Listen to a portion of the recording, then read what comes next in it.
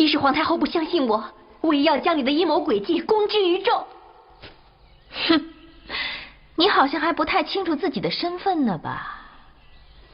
你不过是姑棋盘上的棋子而已，在棋盘之上，姑想把你摆在哪儿就摆在哪儿，姑不喜欢了，随时能把你扔掉，换另一颗棋子，因为可以取代你的棋子还有很多呢。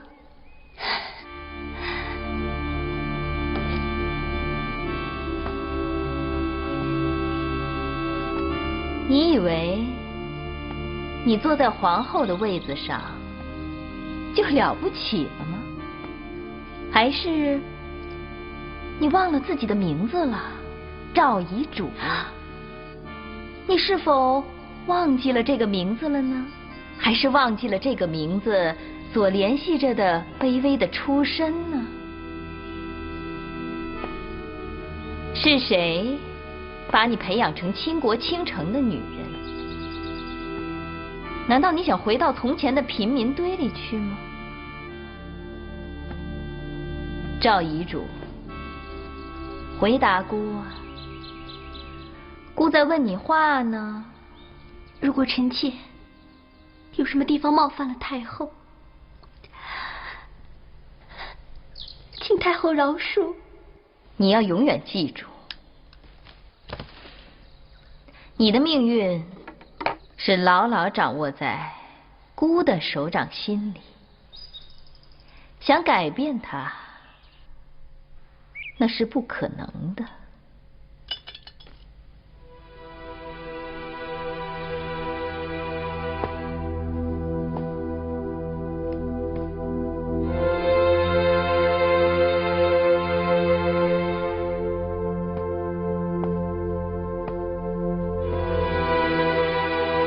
进来吧。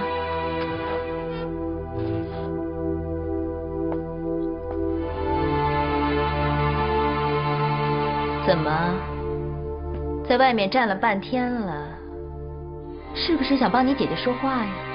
不会，事已至此，再怎么怨恨都没有用了。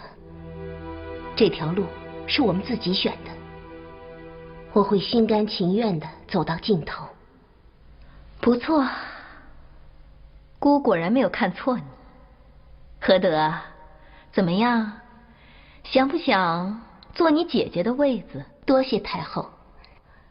何德觉得自己还是比较适合做昭仪，位子坐得越高，又就越容易成为众矢之的。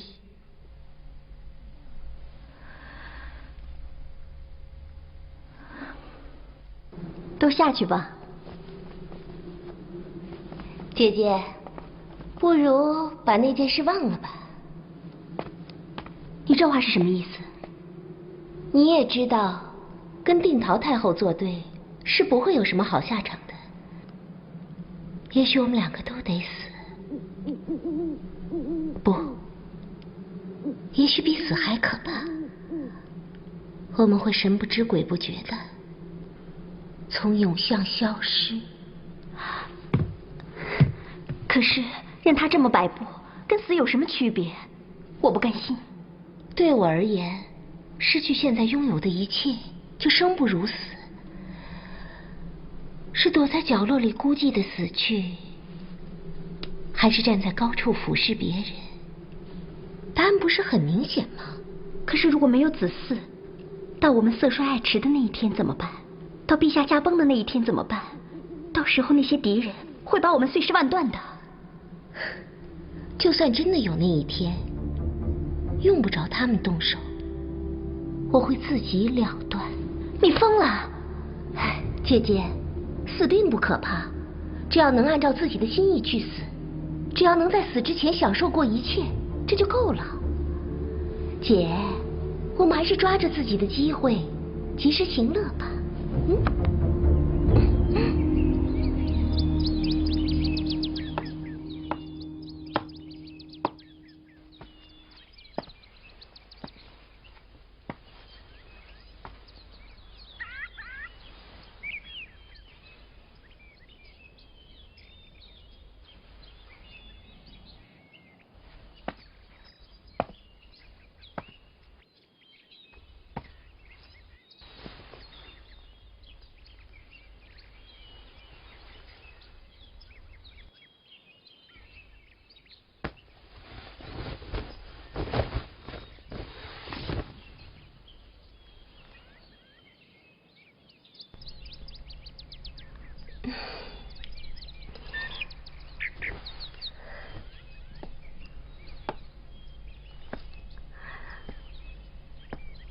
何德，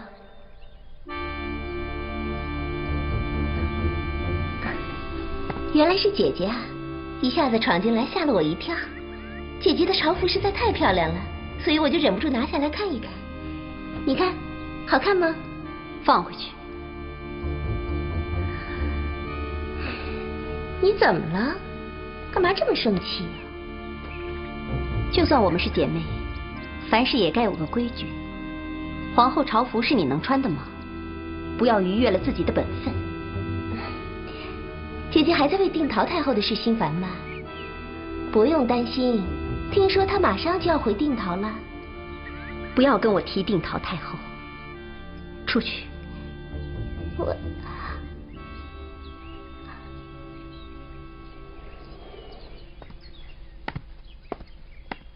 本该多留你们住些日子的，可是宗法不能违，还是请你们赶快回封地去吧。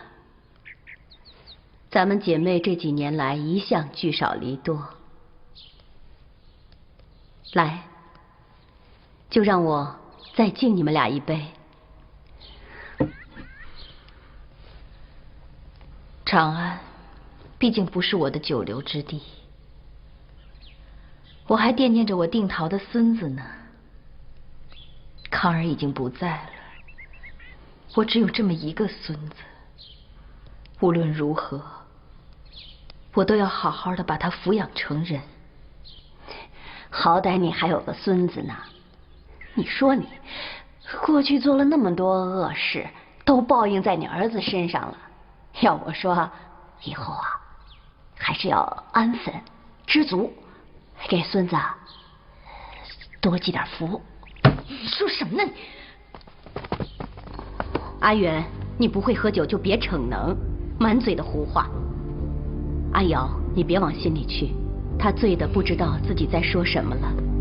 你们赶快扶中山太后进去休息。没事，我没事，没事。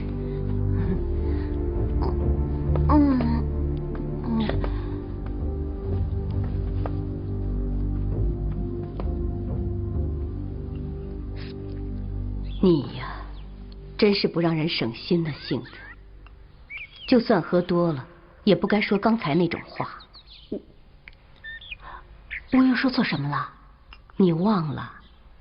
你刚才说阿瑶作恶多端，所以克死了自己的儿子。真的？我真这么说了？哎呀，我一直把自己的想法使劲憋在心里的，你看，怎么一不小心给说出来了？可他过去是做了不少坏事啊，又不是我冤枉他。阿瑶已经为儿子的事情伤透了心，你又何必在人家伤口上撒一把盐呢？是我错了还不成啊？我这就给他赔礼去。晚了，阿瑶的性情你又不是不知道。但愿以后啊，你别有什么把柄落在他手里，不然有你好受的。哎呦，我在中山，他在定陶，我们井水不犯河水，我何必怕他呢？总之你凡事啊多长个心眼儿，管好你这张嘴。路上要千万小心才是，多多保重。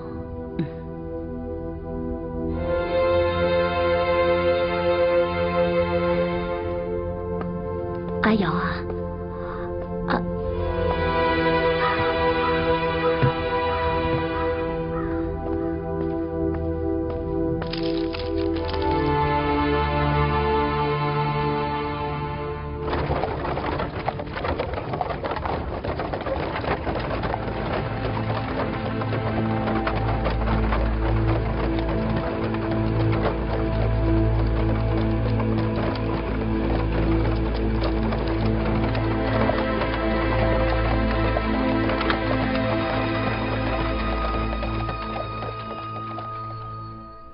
萧大人，汝南叛乱能够顺利平定，多亏萧大人了。孤会请陛下为你封赏的。这都是微臣的职责所在。你不在长安的这段日子，阿瑶回来过了，经历了丧子悲痛，他似乎改变了很多。像他这样心意执着的人，恐怕不容易改变吧。只要有诚意悔过，过去的事情就让它过去吧。关于这件事，微臣正有密情向太后禀报。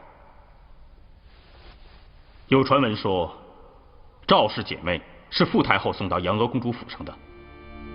哦，这样的传闻，你是从哪里听说的？是阳娥公主府的一个仆人，被辞退之后心怀不满，喝醉酒说出来的。太后打算怎么办？这件事情必须查证。如果这个消息属实，那傅太后的居心就令人怀疑。微臣愿意前往定陶王宫探查究竟。赵氏姐妹既然在那里住过，肯定会找到一些蛛丝马迹。可是如果突然去定陶的话，必会引起怀疑，引起怀疑，对方就有了戒心，那只会一无所获。每年这个时候，朝廷都会派遣使臣考察各郡的治理情况。我会向陛下请求去定陶。此事关系到你和陛下的安危，微臣一定会鞠躬尽瘁。那就有劳萧大人了。另外，此事一定要对陛下保密。是。愿定陶太后福寿安康，长乐无极。萧大人，你怎么会来呀？真是姑的稀客。下官是受朝廷派遣。哦，这么说，如果没有朝廷的派遣，你就永远不会来看我了。太后如果还在为从前的事生气，下官向太后赔礼。萧大人冒犯姑也不是一回两回了，轻轻松松赔个礼，萧大人认为姑就会把从前的账都一笔勾销吗？下官既然敢来这里，就做好了任凭太后处置的准备。萧大人，你还记不记得姑说过，早晚有一天要把你的舌头割下来？如果真的能够让太后消气，那下官愿意向太后献上我的舌头。可少了这根舌头，也就少了一个敢对太后说真话的人。太后觉得哪一样更好呢？好一张能言善辩的利嘴呀！那姑暂且就留下你的舌头，不过你要记住，你再敢惹恼我，就不仅是要你舌头那么简单了，你的脑袋恐怕也会……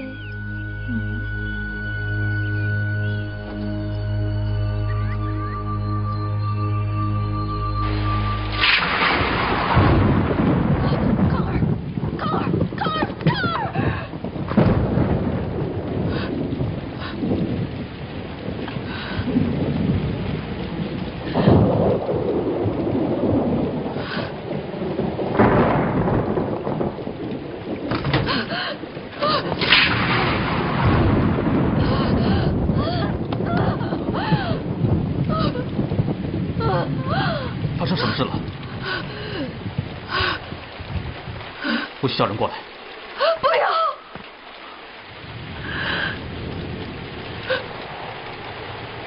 你知道吗？我对康儿来说是一个过分的母亲，可那孩子还是为了我不辞辛劳，毫无怨言。你知道吗？其实他和他的皇兄感情非常的好，是我逼着他去争夺太子之位，是我逼的他呀。他做了那么多自己不想做的事情，都是我逼着他呀。我害死了我自己的儿子，是我自己害死了我自己的儿子，我的康儿，我的康儿。如果恭王陛下有旨，看到他母亲这样不爱惜自己，他会难过的。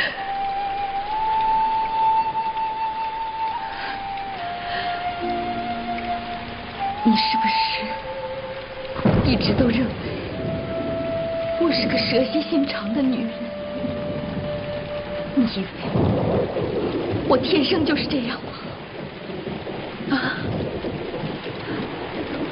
不是。在我5岁那年，家里人全都死光了，就我一个人孤苦伶仃，流浪在街头，差点被饿死。还好，我的养父收留了我。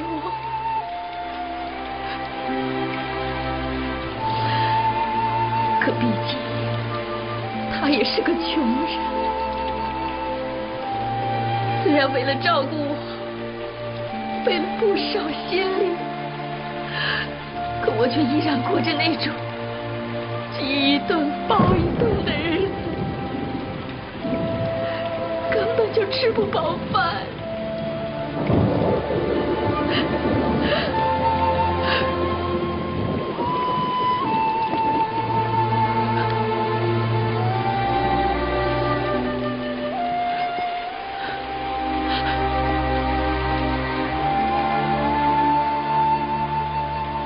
你为什么从来没跟我说过你的身世？因为我不需要廉价的同情。从小我就知道，我要凭着自己的能力去得到我想要的东西。我不需要任何人同情我，不需要任何人施舍，尤其是你。小玉。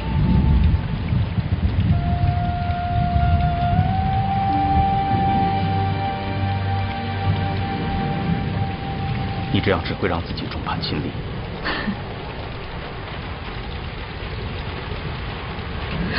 我本来一个人活得好好的，可是老天为什么让我遇到了你？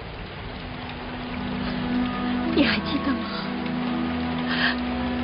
在我还是佳人子的时候，有一次也像今天一样，下着大雨，你吻了我，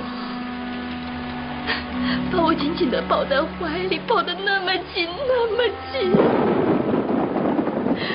你知道我当时多么想把自己给你吗？可是我没有。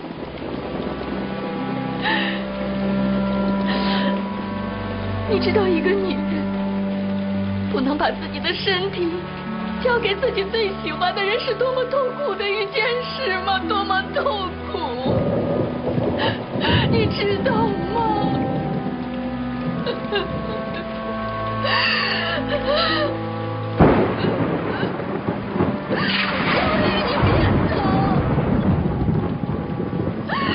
要是我没有进宫，只是单纯的爱上了你，或许我们2个就不会是现在这个样子了，那样我就可以成为你的女人了。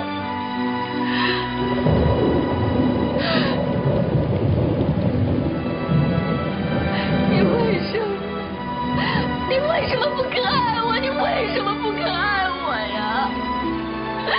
既然不让我得到我爱的人，为什么连爱我的人也要夺走啊？我的母亲，我可怜的自然哥哥，还有我的儿子，我的康儿啊！为什么上天对我这么不公平？为什么让我一无所有啊？为什么让我一个人这么孤独，这么孤独啊？萧大人，没事，别下来。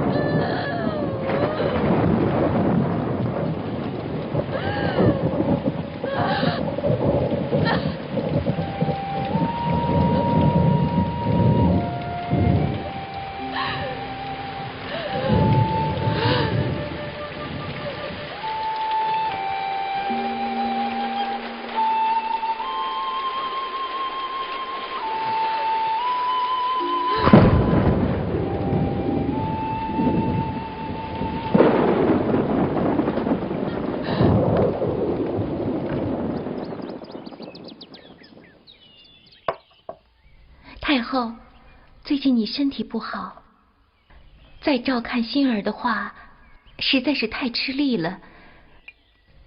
是不是能让我代替你去照顾心儿？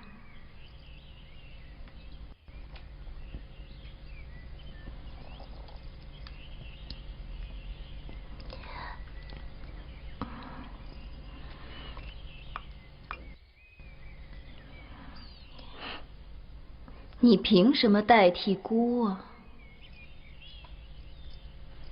就算你是她的母亲，可你也不配照顾她。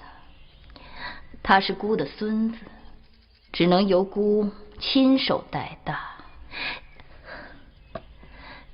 太后误会了，我绝没有要取代你的意思，我只是想念我的儿子，我实在是太想他了，求你可怜可怜我吧。姑永远不想再见到你。出去。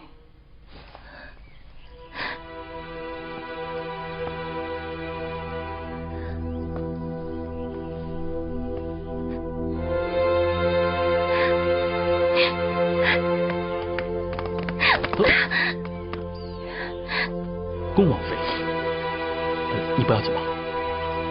我没事，只怪定陶这里的风沙太大了。其实刚才你和太后的对话我都听到了。如今恭王去世不久，对他的打击太大，所以他才会把怨气发泄在你的身上。等过了这段日子，慢慢就会好起来了。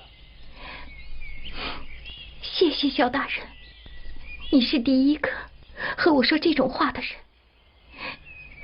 我会记在心里。哦，对了，我想请问你跟以前住在这里的赵皇后和赵昭仪是不是好朋友？姓赵的女人，她们只会勾引男人，我才没有这种朋友，我不认识他们。我只是听说过他们的事。不，你不仅认识他们，而且还怨恨他们，因为恭王也爱上了他们。赵飞燕这个贱人，她不配得到恭王的爱，她不配。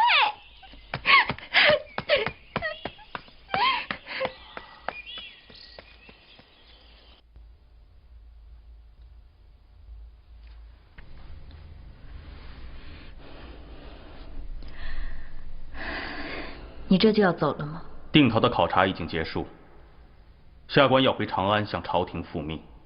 少在姑面前说谎。你以为我不知道你来定陶的目的吗？从你进入王宫的第一天起，就已经有人在注意你了。你在四处打听赵氏姐妹是不是姑的人，对吗？这正是在下来定陶的目的。你把赵氏姐妹献给陛下，到底有什么居心？赵氏姐妹是姑送给陛下的礼物。陛下膝下无子，有更多的女人为陛下生孩子，那不是好事吗？姑这是在帮他。那你为什么不名正言顺的送礼，反而要借杨阿公主之名呢？唉，你又不是不了解，我那好姐妹王政君，她为人有多么疑心。如果明告诉她是姑送的礼，那陛下不就收不得了吗？可现在这个秘密已经无需在手了，因为陛下对姑送的礼物喜欢的不得了，对吗？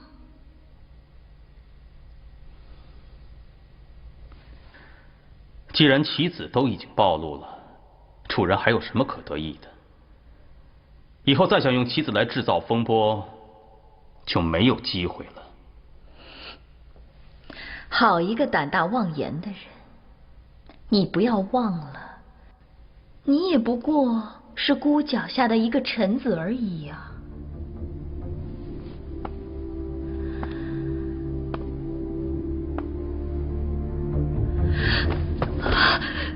你知道吗？我曾经多想这样抱着你，让你只属于我一个人。可是你却把你的心交给了另外的女人。其实你跟赵氏姐妹也没有什么不同，你也只不过是枚妻子而已。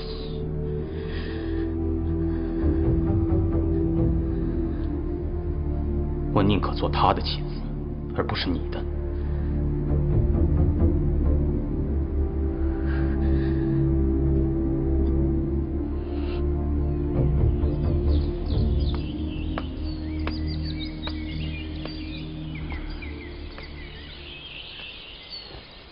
臣此次已经查明，赵氏姐妹确实是傅太后的人，她千方百计把他们安插在宫里，必然是有所图谋。其实啊，这个答案在让你去定陶之前，我就已经猜到了。只是我希望自己猜的不对，只是没想到我的希望还是落空了。傅瑶终归还是傅瑶。虽然傅太后对儿子去世之事确实非常伤心，但她未必会放弃自己的野心。如今陛下完全被赵氏姐妹迷住，万一他们先诞下皇子，将来就会成为一大隐患。如果他们真能诞下皇子，那当然好，大不了姑到时候另找一个抚养他长大的母亲。那他们会不会为了保住自己的地位，暗中加害其他有身孕或者有子嗣的嫔妃呢？你说的这一点倒是不可不防。不过好在呢，他们在明，我们在暗，姑会想办法保护那些孩子。你觉得许皇后被废之事，会不会也跟傅太后和赵氏姐妹有关？那个术士已死，现在想证明阿娥的清白，已经是不可能的了。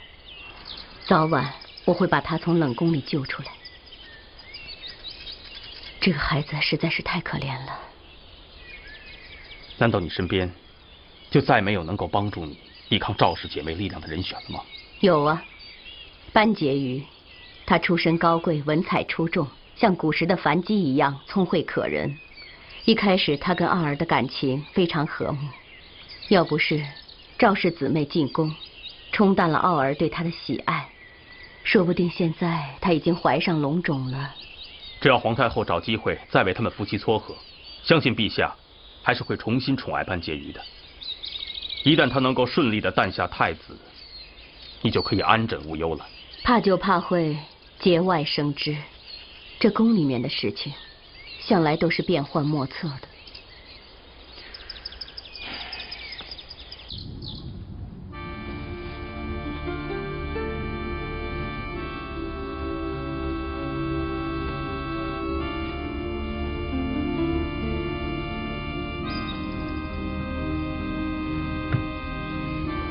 陛下去哪儿了？禀殿下，昭仪夫人夜不能寐，所以陛下就在您睡熟之后移驾昭阳殿了。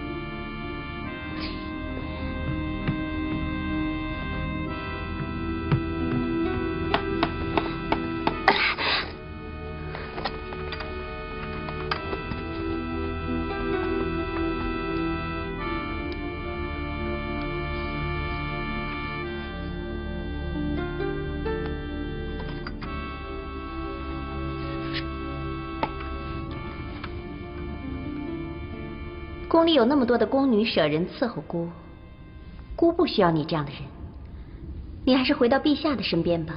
请恕微臣多嘴，殿下身边有谁是可以信任的呢？即便是殿下最亲近的人，也会毫不犹豫地夺取殿下最在意的东西。如果你想留在姑的身边，就必须要谨言慎行，做好一个臣子的本分。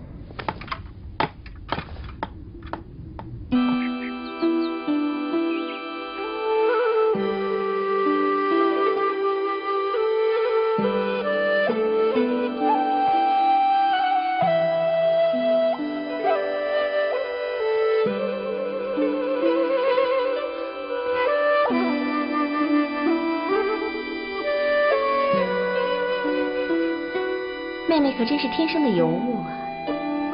难怪陛下会被你迷住。姐姐还是第一次夸我长得美，你也是个倾国倾城的美人儿，怎么倒羡慕起我来了？妹妹的新宫殿可真是了不起啊！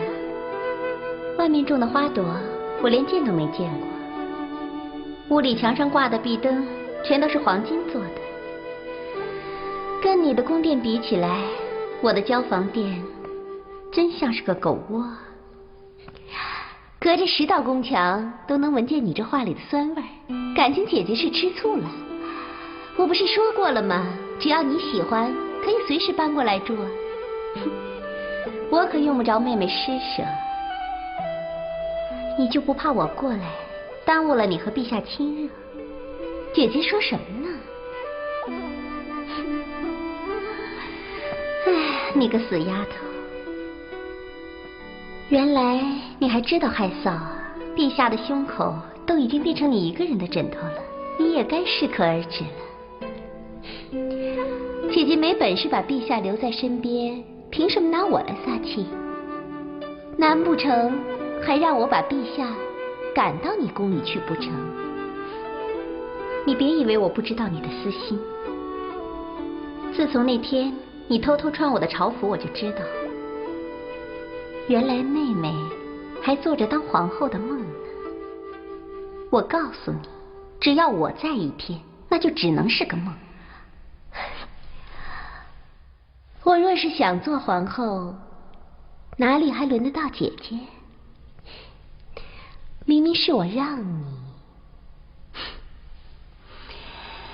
谢谢妹妹提醒，弄了半天，原来是我在做梦啊。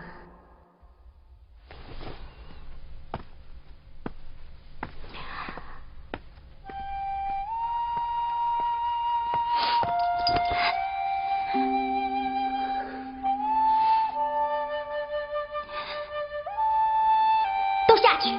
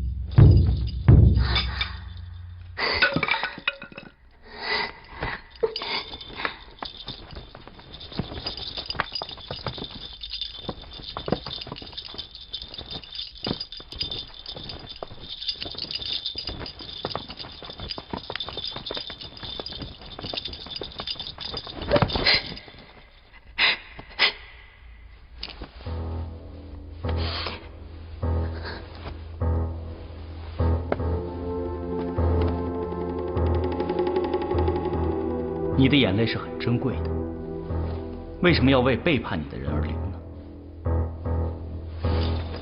陛下移情别恋是天经地义的事，怎么能算是背叛呢？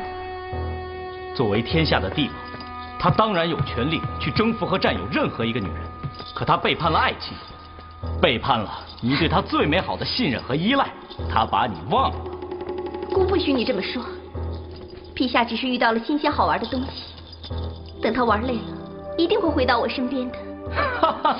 所有沉迷在爱情里的女人都相信爱人能够回心转意，可她们都忘了，人心一旦飞走了，就不会再回来。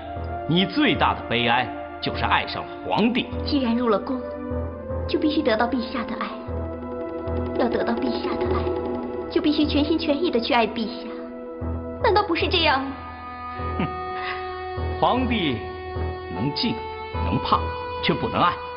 因为皇帝永远都不会只忠于一个女人，一旦爱上皇帝，你这一生就会注定万劫不复。你永远只能守着他的背影，来祈求一点卑微的施舍。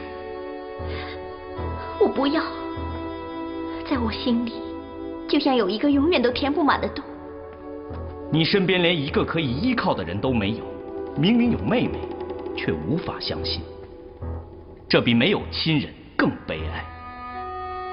能理解我感受的人，一个都没有。你眼前不就有一个吗？我希望能成为你的心灵支柱，只要你愿意，我怎么帮你都行。你并不是孤单一个人。就凭你这句话，姑可以治你死罪，这你知道吗？哈哈哈！生命就像浮萍一样，皇后你不治我死罪，保不齐我也活不过明天。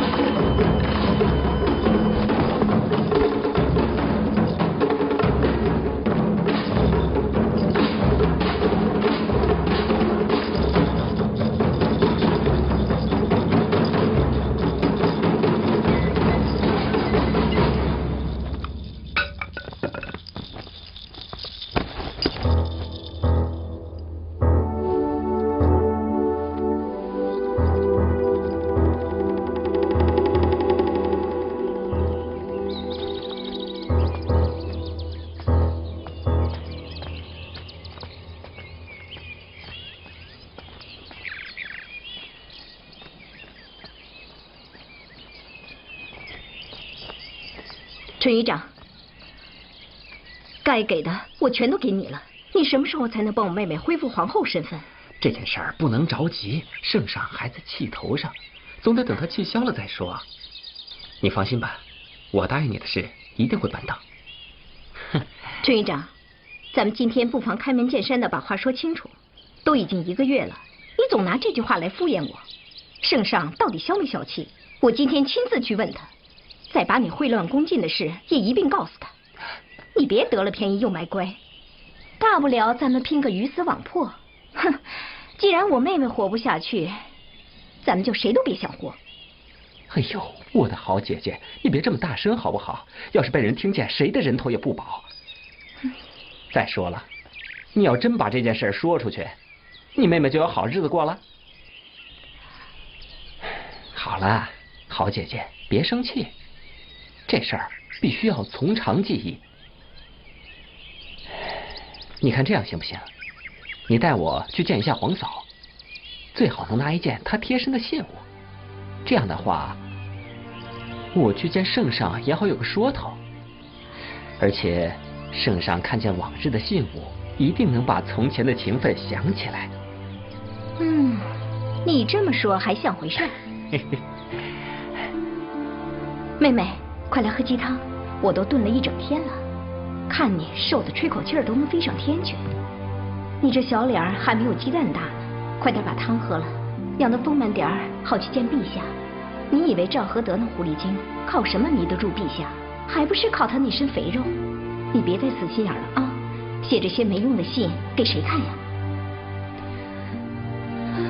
总有一天，我要亲手把这些信交给陛下，让他知道，在他狠心抛下我的这些日子，我过得有多苦。行了，别哭了，你就是把眼睛哭瞎了，他也不会看的。那你说我该怎么办？如今我连陛下的面都见不着，我又怎么能让他知道我的心意？傻丫头，你见不到，自有别人能见到啊！我已经特意托付了一位陛下最倚重的臣子去做说客，咱们姐妹有救了。真的。